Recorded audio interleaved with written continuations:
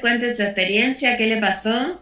No, eso, que pensé que lo tenía bien claro y lo leí muy por arriba para el parcial oral y no lo tenía bien claro y por eso estoy recursando, porque estuve muy confiado y lo estudié muy por arriba en su momento. Claro, al estudiar muy por arriba, como dice muy bien Damián, al estudiar muy para arriba, cuando llega la hora del examen, hay mucha confusión. Eso es lo que pasa. Hay mucha confusión porque no hay, digamos, retención de cada signo vital y de cada alteración. Por eso por ahí vamos a ir lento. Temperatura corporal, o sea, y ahí ya estudian temperatura corporal.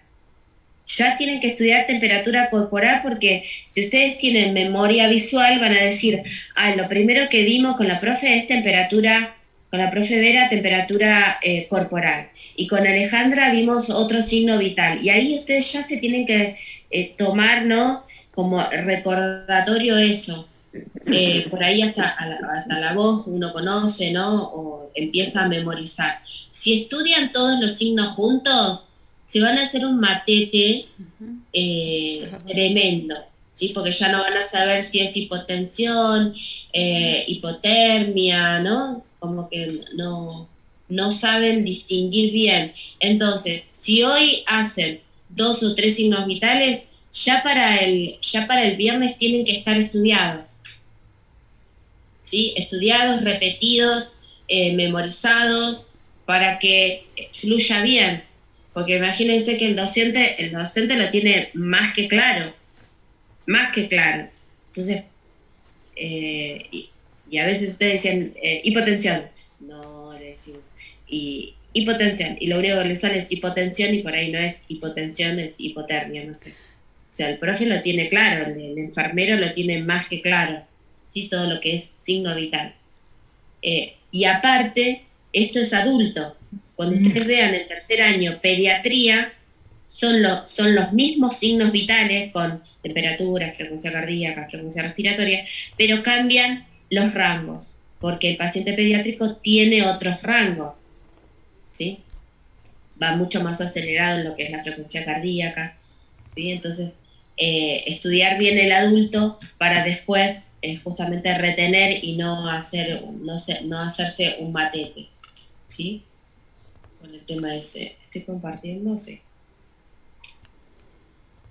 Entonces, si hoy ya les damos temperatura corporal, tiene que estar sabido para el viernes, ¿sí? Porque si no, llegan a una confusión. Por eso hacemos ejercicios con respecto a los signos vitales y ahí se van a dar cuenta cuál es el que tienen que reforzar ustedes, ¿sí? Bien, entonces, temperatura corporal y más que nada las definiciones, por eso yo les hago razonar la definición para que ustedes también se puedan acordar, porque lo que preguntamos es definición. En todo lo que es primer año, primer cuatrimestre, preguntamos el concepto y las definiciones, de la cual ustedes tienen que aprender a definirlos. ¿Por qué? Porque si yo no lo conozco, si ustedes no saben lo que es un teléfono, ¿qué es un teléfono? ¿No? Entonces, yo tengo que conocer primero para poder cuidarlo, para poder manejarlo, ¿sí? Entonces pasa lo mismo con todas las cosas de lo que es enfermería. Definiciones, ¿sí? Si ustedes se compran una planta o se compran no sé, un animal, tengo que conocer qué come el animal, qué juega, con qué puede jugar, lo puedo sacar al parque, ¿no? O sea, para el cuidado, justamente. Si yo no conozco qué es ese animal que me compré, o que me lo regalaron o lo que sea, se va a morir, no lo voy a saber cuidar, no lo voy a saber proteger, ¿no? Que tengo que llevar no sé, a la veterinaria. Esto pasa lo mismo. Entonces es súper importante que ustedes sepan la temperatura corporal qué es, porque somos enfermeros profesionales, van a ser. ¿Sí? Entonces tengo que saber el concepto. ¿Mm? Por eso yo por ahí, bueno, los profes los tratamos de explicar esa definición de libro, que sea algo más explicativo o razonado para que ustedes lo puedan entender. ¿sí? Creo que Pagano, este cuatrimestre, como yo le dije, este cuatrimestre va a saber, pero va a ser el mejor que sepa signos vitales, porque ahora es como que él está fijando más los signos vitales. Después de toda la dificultad que tuvo, está fijando mucho más, ¿sí? Cada uno de los signos vitales. Porque por ahí en ese momento, como él dijo, no le dio importancia. O lo estudió o se confió que lo iba a saber, porque bueno, se confió, ¿no? Pero después se dio cuenta de que no era así. Se dio un batete, ¿no? Bien, acá están los valores de la temperatura. Acá vamos a corregir un poquito, o le voy a explicar un poquito más de lo que es este cuadro, ¿sí? Acá está a grosso modo, que es el normotérmico, ¿sí? Normotérmico, ¿sí? Esta es la clasificación de la temperatura corporal. Cuando es normotérmico o normotermia, ¿sí? Es de 35,5 a 37,5. Es normotermia o normotérmico o normotérmico, ¿sí? Les dije, de 35,5 a 37,5 es normotermia.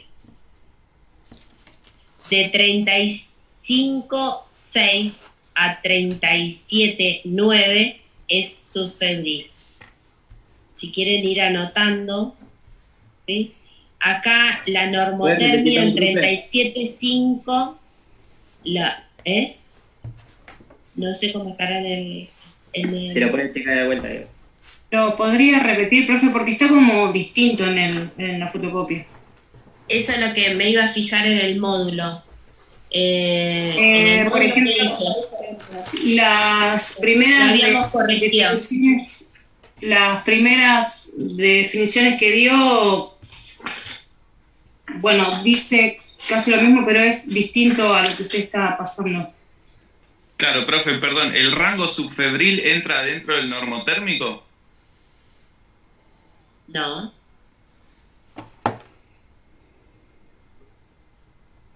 No. Subfebril es subfebril. Ok, no, porque le entendí mal entonces. Claro.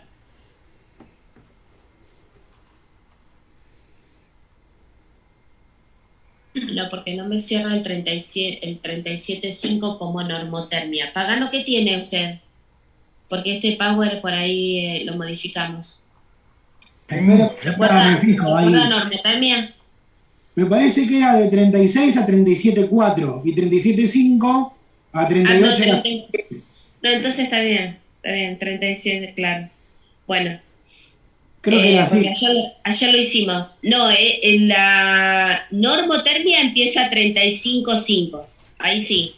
35,5 es normotermia. 37 hasta 37,4 es normotermia. Ahí está. Entonces pongan en rango de normotermia 35,5 a 37,4. Normotermia. Subfebril o febrícula 37,5 a 37,9.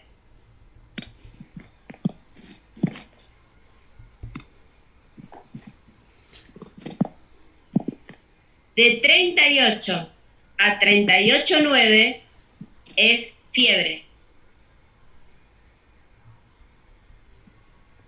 De 39 a 39,9 es pirexia.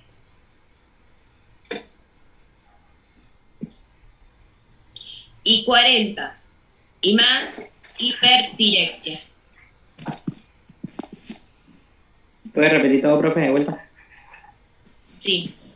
35,4 por debajo es hipotermia. 35,4 o menos es hipotermia. Hipo es por debajo, hiper es por arriba, ¿sí? Más. Entonces, 35,4, hipotermia. Normotermia, 35,5 a 37,4. Subfebril o febrícula, depende de la bibliografía, es 37.5 a 37.9.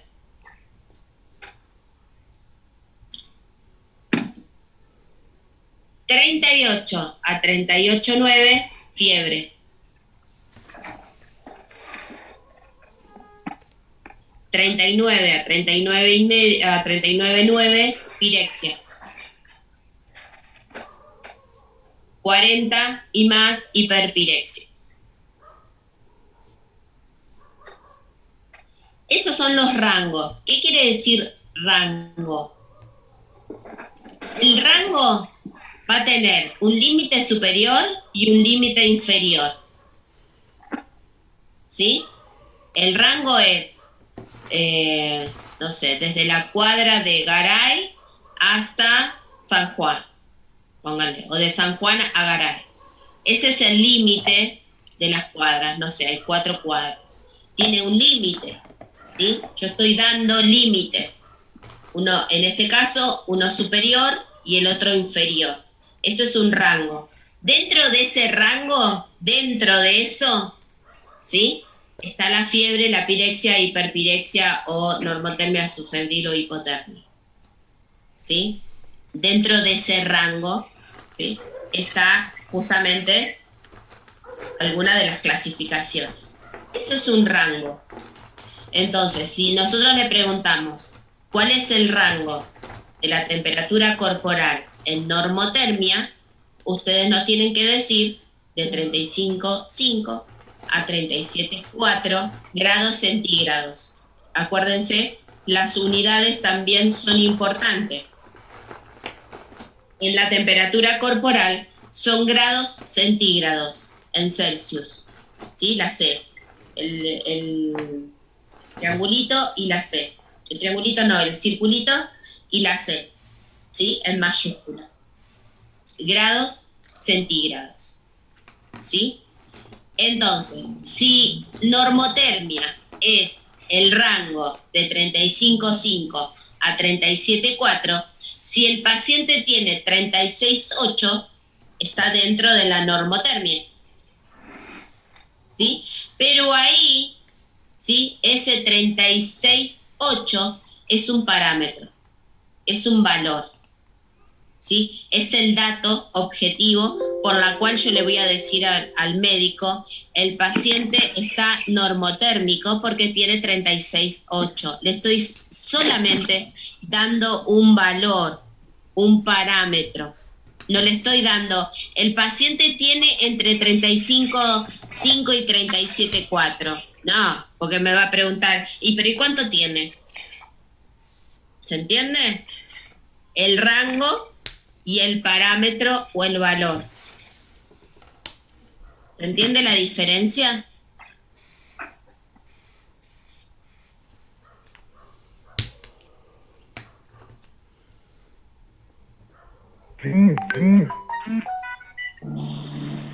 Parece que sí.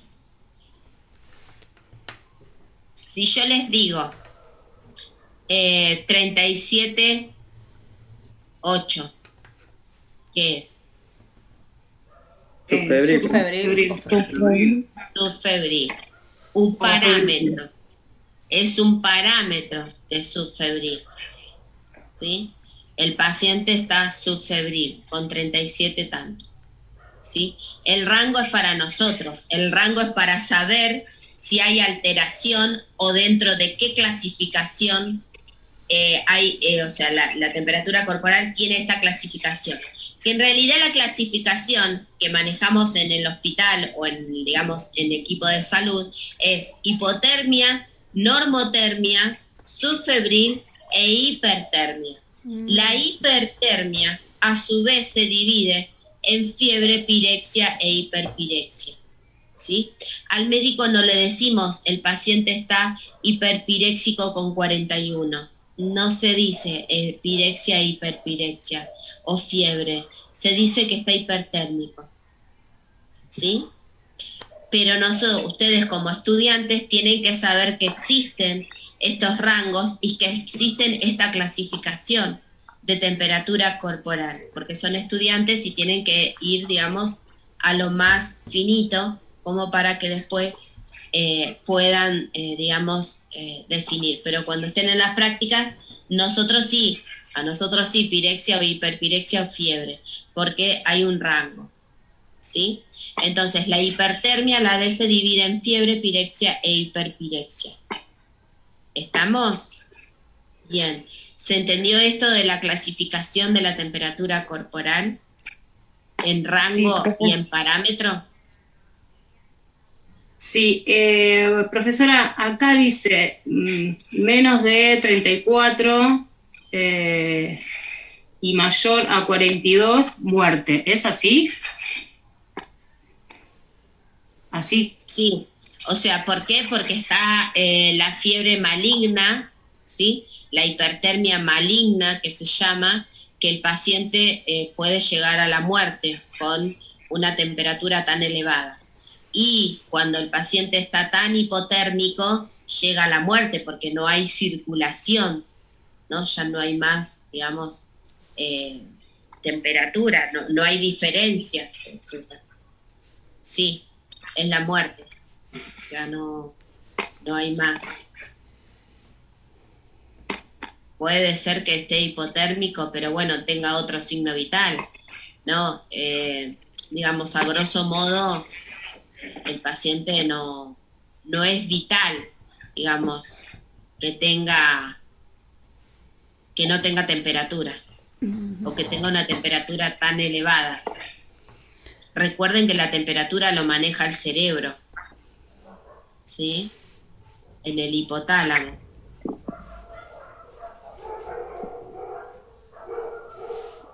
Esa sería temperatura corporal central. La central, cuando tiene tan elevada, ¿no? Central es porque es de la temperatura del cerebro. Es porque, bueno, algo pasó, ¿no? Y pueden llegar a tener 42 grados centígrados, que no está bueno. O sea, que no, es un signo, digamos, de, bueno, no es viable, no es vital. Es como cuando nace un chiquito de 300 kilogramos y uno dice, no es viable, ¿no? Por más que se mueva y que llore y qué sé yo, ¿cuánto puede llegar, no? Decimos así, o sea que no es viable eso. Cuando tenemos un estado ácido base muy alterado, muy bajo, y a pesar que el paciente está con respirador y qué sé yo, y todos los cuidados, decimos, y esto no es viable, o sea, ¿cuánto le queda por morirse? ¿No? Porque no es vital. Hay valores en laboratorio, en sangre, que vos decís, esto no existe, nunca lo vi, no está muy alterado, y bueno, el paciente a las próximas horas fallece, ¿sí? Porque justamente son los estados o los cambios fisiológicos que hace el cuerpo cuando va muriendo, ¿no? Y que justo por ahí se detectan en ese laboratorio, o en esa temperatura corporal, ¿sí? O en la tensión arterial. Eso de que se juntan las tensiones arteriales es un mito, ¿no? Obviamente que se juntan en la muerte, pero no tiene sentido. O sea, ¿sí? No tiene sentido, no es que se juntan tampoco, sino que dejan de latir, sino que deja de bombear el corazón. ¿Se entiende? O sea, no es viable, nada más. ¿Puede recuperar? Sí, puede recuperar. Pero generalmente, bueno, se muere. ¿Sí? ¿Alguna otra pregunta?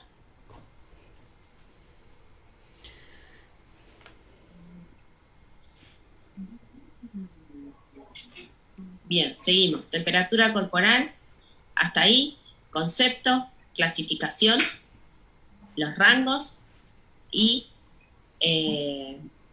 parámetros. Después vamos a hacer ejercicio. ¿Qué dice en el módulo? A ver si lo tengo.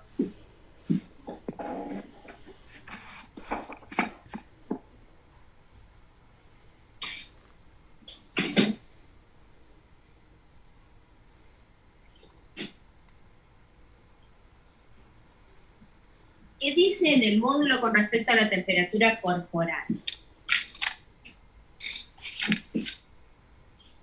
Manifestaciones clínicas, temperatura.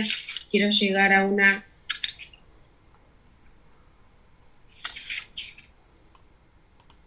Las manifestaciones clínicas de la fiebre. No le puse página. Dice, a donde dice comienzo, evolución y caída de la fiebre.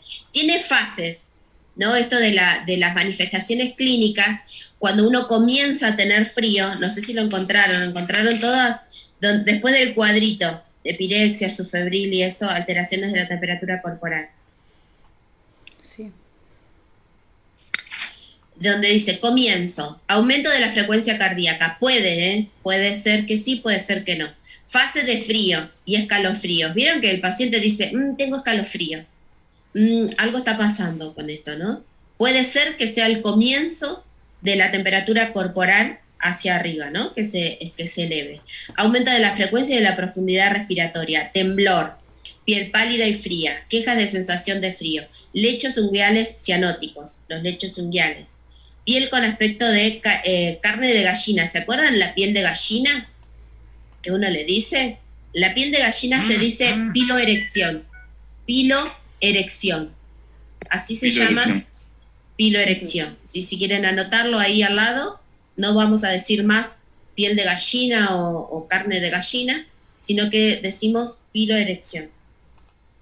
Piel con aspecto, cese de la sudoración. Este es el comienzo, cuando comienza, digamos, a elevarse la temperatura corporal o a haber un cambio en nuestra temperatura corporal, ¿sí? La evolución es la fase de meseta, ausencia del escalofrío, piel con sensación de calor. Piel con sensación de calor, fotosensibilidad puede haber, ojos de aspectos vidriosos, aumento, esto es la fase de la evolución. ¿Vieron cuando uno está congestionado o ya está con fiebre o subfebril? Ya empiezan estas características, ¿sí? Que es la fase de meseta. Aumento de la sed, deshidratación leve o moderada, somnolencia, inquietud, delirio o confusiones, lesiones herpéticas en la boca, pérdida del apetito, malestar, debilidad y dolores musculares. Profe. Sí. La sensación de sed, yo le hago una pregunta que algo tiene que ver con todo esto. Yo leí muchas veces que cuando uno siente sed es porque ya un pequeño grado de deshidratación tiene. ¿Eso es cierto o no? Porque, digo, siempre va relacionada a la sed de la deshidratación. Como que hay que mantener cada 15 minutos, aunque sea tomar un sorbo de agua. Bien, esto va a depender.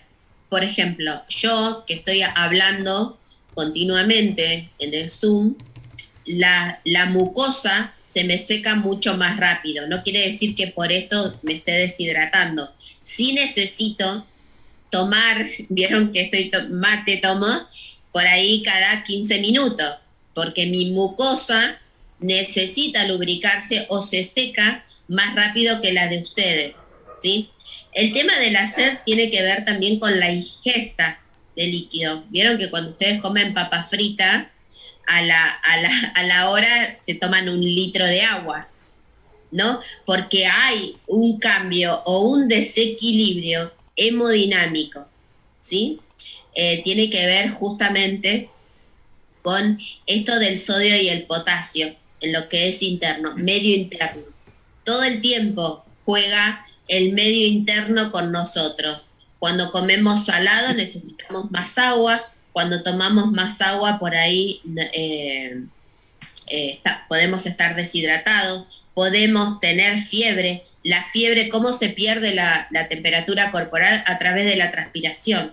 Cuando transpiramos mucho, que es otra de las pérdidas que tenemos, aparte de la diuresis y de la eliminación intestinal, tenemos pérdida por la respiración y pérdida a través de la piel, ¿sí? O sea, hay otros tipos de pérdidas, sensibles e insensibles se llama, ¿sí? Ese tipo de pérdidas. Entonces, cuando uno tiene sed, esto uno más que nada se lo controla cuando va al baño. A nosotros nos pasa, a veces de dar clases corridas, nos damos cuenta que en esa 2 horas no tomamos nada, o por ahí en el trabajo mismo, cuando el tema del COVID, decían los médicos, antes de colocarte toda la escafandra y todo el barbijo, tomen agua, tomen un vaso de agua, porque estábamos tanto tiempo expuestos con el barbijo que nos olvidábamos de tomar agua, y eso no está bueno para el riñón tampoco, ¿sí? No está bueno, porque es como que uno también se tiene que controlar, ¿sí? Esto de que cuánto yo orino, ¿sí? O cómo es la orina, concentrada, ¿sí? O no, o más líquida, ¿sí? Tiene que ver, digamos, con un montón de cosas. No es que si yo tengo sed estoy deshidratada. Mi cuerpo me está pidiendo, ¿sí? Recuerden que somos el 70% de agua. Si somos el 70% de agua, si perdemos un 20%, es mucho, ¿sí? Entonces, por eso continuamente, y lo mejor es agua, agua, agua, ¿sí? Por ahí ni siquiera el mate, ni un té, agua, ni el jugo, ni gaseosa, ni, no sé, las cosas que... Agua, o sea, el agua potable, por supuesto, tampoco el agua mineral se recomienda, ¿sí? Porque el agua mineral justamente tiene algunos componentes de electrolíticos que no están acordes, digamos, a lo que tiene el agua corriente, ¿sí? Que tiene justamente los líquidos... Y ahí se ve el desgarro en el pecho. Así que no es tan que uno está deshidratado, Claro. sino que la mucosa se seca un poquito más. ¿Ya? No, ¿Otra vez el sí? Gracias, profe. No, de nada. La caída de la fiebre, fase de rubor, piel de aspecto enrojecido. Vieron que los cachetes no, las mejillas están robicunds. ¿Quién está con el...? Es más raro, yo voy a ver, hoy no. Mariana Bullejos. Mira, ayer me moría de dolor. Estás con el audio. Pero... Ahí está. Perdón, profe. Ahí está. La caída de la fiebre, piel de aspecto enrojecidas y caliente, sudoración, disminución del temblor, posible deshidratación, pero esto por la transpiración. Intervenciones de enfermería en pacientes con fiebre, monitorización de las contactos vitales y valoración del color y la temperatura corporal.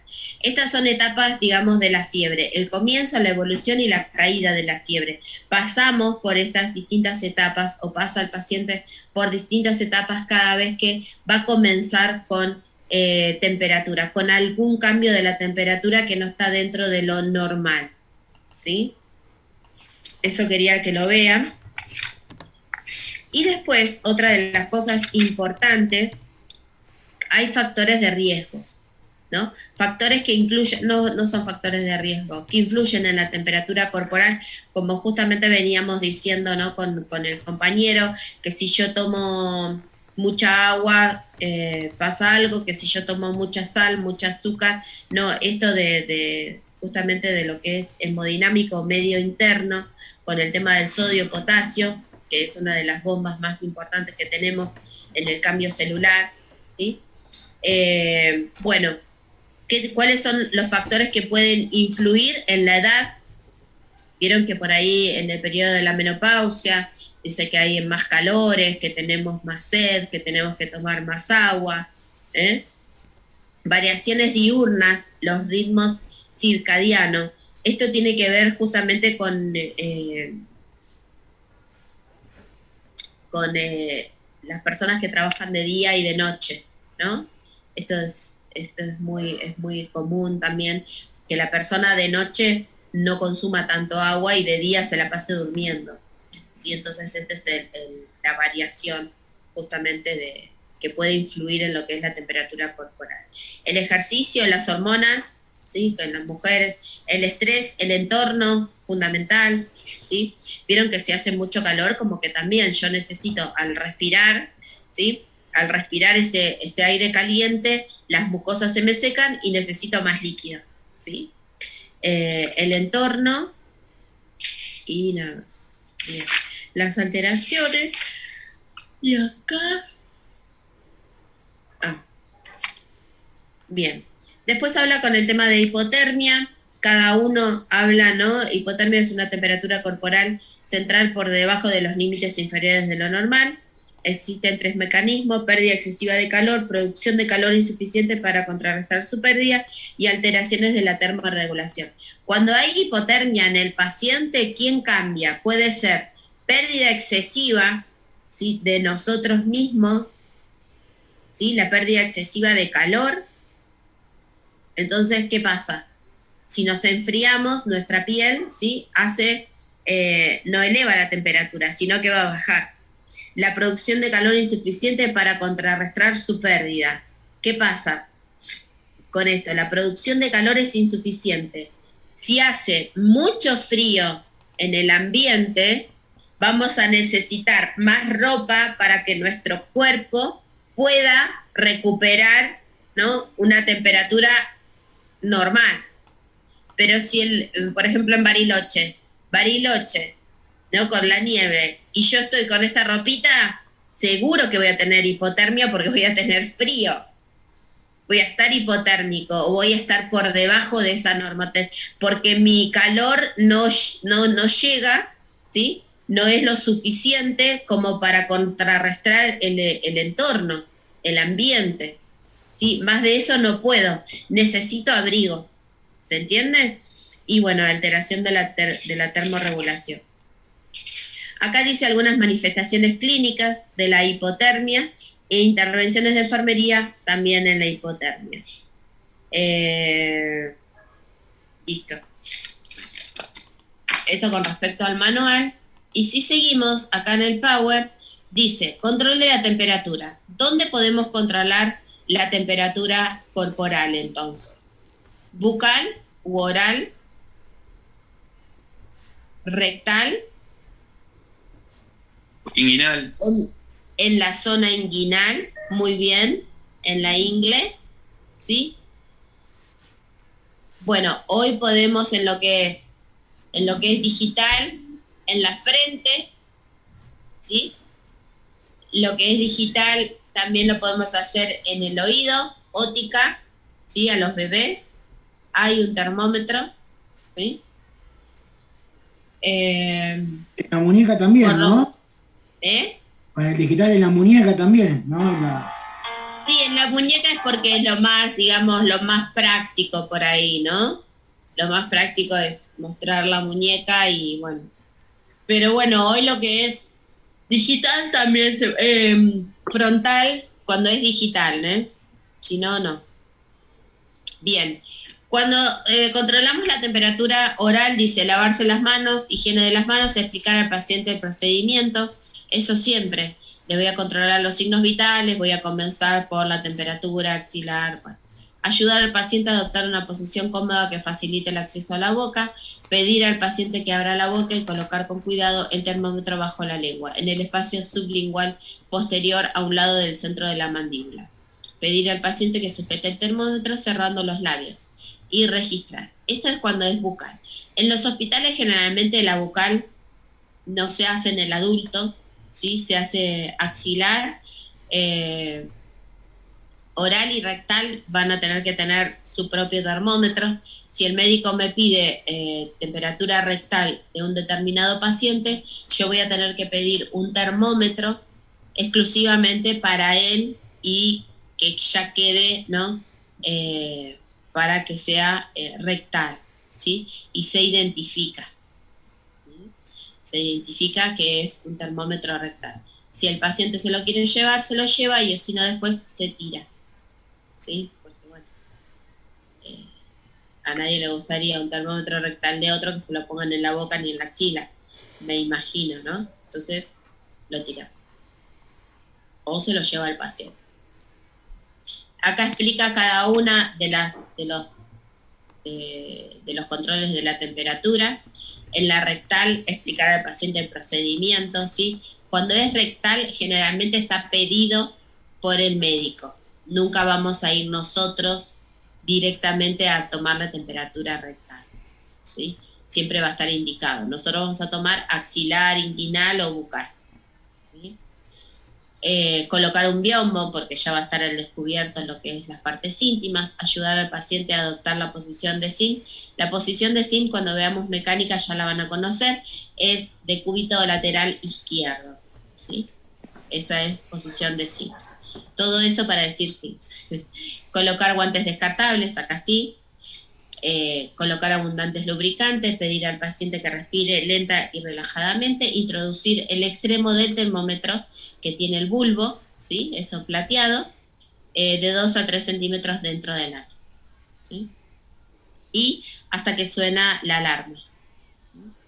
Y después se retira y se lo deja al paciente en condiciones, higiene de la mano, desinfección del termómetro, y se lo deja rotulado el termómetro, que es para que fue utilizado con el paciente y temperatura recta. Si se observa alguna resistencia durante la introducción, retirar inmediatamente el termómetro, generalmente no. Limpiar la región anal eliminando los restos lubricantes y de heces, quitarse y desechar los guantes. Ese me parece que va con H. Me parece que...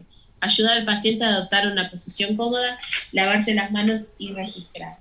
Siempre debemos registrar. Ah, bueno, después me fijo porque tengo todo ocupado. Fíjense a ver heces. Va con H y con C, profe. Sí. Sí,